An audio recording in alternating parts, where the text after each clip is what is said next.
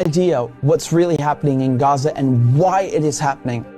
A few weeks ago, right before this war in Gaza ignites, Netanyahu goes to the United Nations General Assembly and he holds up this map and declares his plan for a new Middle East. And people are going, what is this stupid line this guy's drawing with a red marker?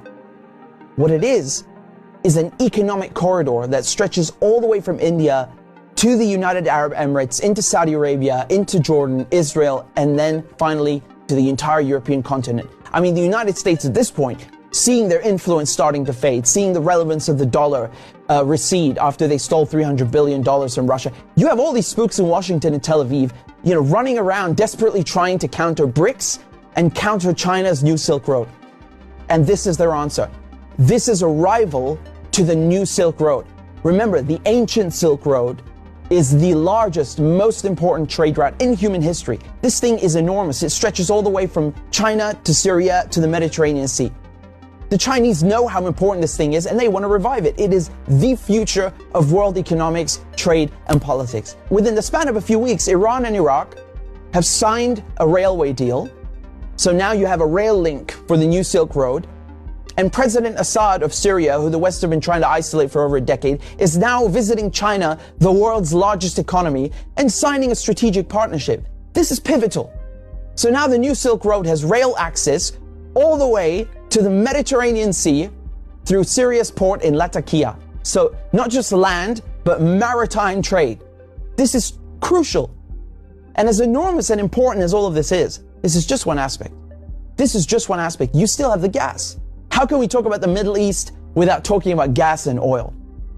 When the US instigated the Maidan coup in 2014, that wasn't just about NATO expansion and encirclement of Russia. This was about surrounding, controlling, and cutting off Russian gas to Europe. Russia is the country with the largest proven reserves of natural gas. Control Ukraine, and you control the pipelines that feed and supply Russian gas to Europe. For decades, you've had US politicians, Republican and Democrat, from every administration, openly saying on camera, we don't want Nord Stream. There will be no longer a Nord Stream 2. We will bring an end to it. You want to have pipelines that don't go through Ukraine and Russia. For years, we've tried to get the Europeans to be interested in different pipeline routes. It's time to do that. You want to depend more on the North American energy platform, the tremendous bounty of oil and gas that we're finding in North America. Lo and behold, Nord Stream 1 and 2 are blown up. I mean, this is without question the most egregious, the largest terrorist attack on European infrastructure in modern history.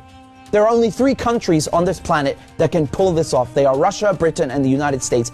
And let me tell you, it was not Russia. You combine that with the sanction packages from the European Union, banning Russian oil and gas. I mean, talk about shooting yourself in the foot. So now there's no more Russian gas coming into Europe. And just like that, the United States have achieved a long-standing foreign policy objective. Now, the only other country with enormous gas reserves, the second largest in the world, is Iran. Iran signed the nuclear deal in 2015 and 2016. They're complying in every way imaginable. The IAEA at the UN cannot be happier. And then the United States, the guys who orchestrated the whole deal, go back on their word and they rip it up just like that and reimpose sanctions on Iran. So now Iran is barred from selling its oil and gas to Europe and others. So Russia and Iran, the 2 countries with the largest gas reserves, are out of the picture. Then Israel, all of a sudden, proposed themselves as a solution to the European Union's gas shortages. Take our trilateral energy, for example, that we closed in June with Egypt and Israel.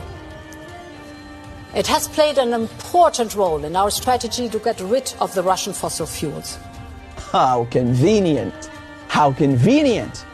In 2010, they conduct a geological survey and find this monstrous giant gas field in the Middle East. It's called the Leviathan, and it's in the Mediterranean Sea on the Levantine Basin. That means it's right off the coast of Palestine, Lebanon, Syria. Syria initially declines offers over its gas reserves and simultaneously refuses to lay pipes for a Qatari gas project.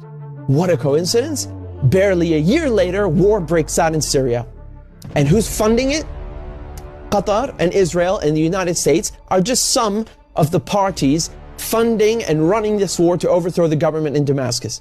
Today, the United States control 1/3 of Syria.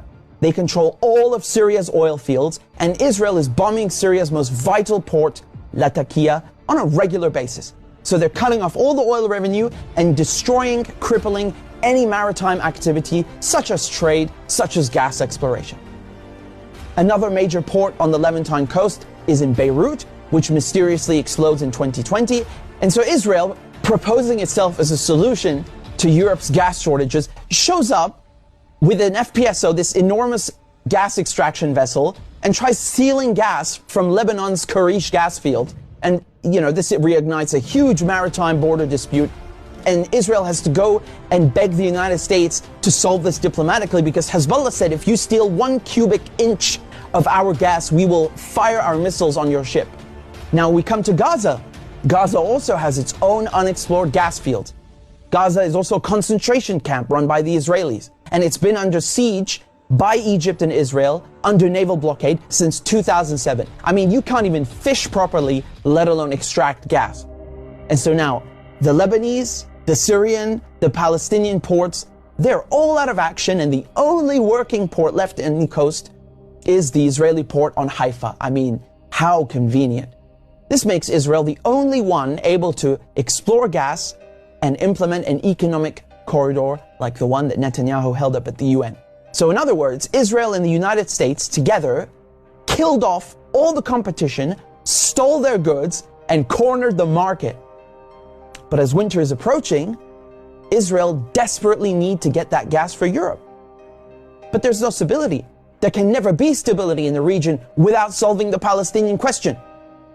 And so when Netanyahu shows up at the UN with his brilliant plan, the Israelis thought, oh, it's a done deal. They'll just get Saudi Arabia to normalize ties and thereby extinguish the Palestinian issue once and for all. And that is precisely why they are in Gaza slaughtering Palestinians like crazy, like they're in berserker mode. Israel has bombed Gaza before, but this surpasses anything we've ever seen, which is truly saying something. I mean, this is unhinged, calling people human animals and massacring them. Israel is just hoping the Palestinians will run away in fear into the desert. They've literally said this. They want to put them in the desert. They want people in Gaza to go to the Sinai desert and push the people in the West Bank into Jordan. This is genocide and ethnic cleansing without question. But it also has economic and geopolitical implications. Hamas and the collective resistance, when they found out about Israel's plan and Saudi Arabia's wishes to normalize ties with Israel, which would destroy any hope of a Palestinian state, this forced their hand. It became clear they needed to act and respond immediately, lest Palestine be lost forever. For Palestinians, this is and always has been a matter of life and death, to be or not to be. Either the resistance axis and the global south expel the American and Israeli colonizers from the Middle East, or Israel and the United States will continue occupying the region, choking off the new Silk Road, plundering Syria's oil, and keeping Russian, Iranian, and Arab gas cut off from the world market. This is a decisive moment, and not just for Palestine, because the victors will end up drawing the new map of the world to come.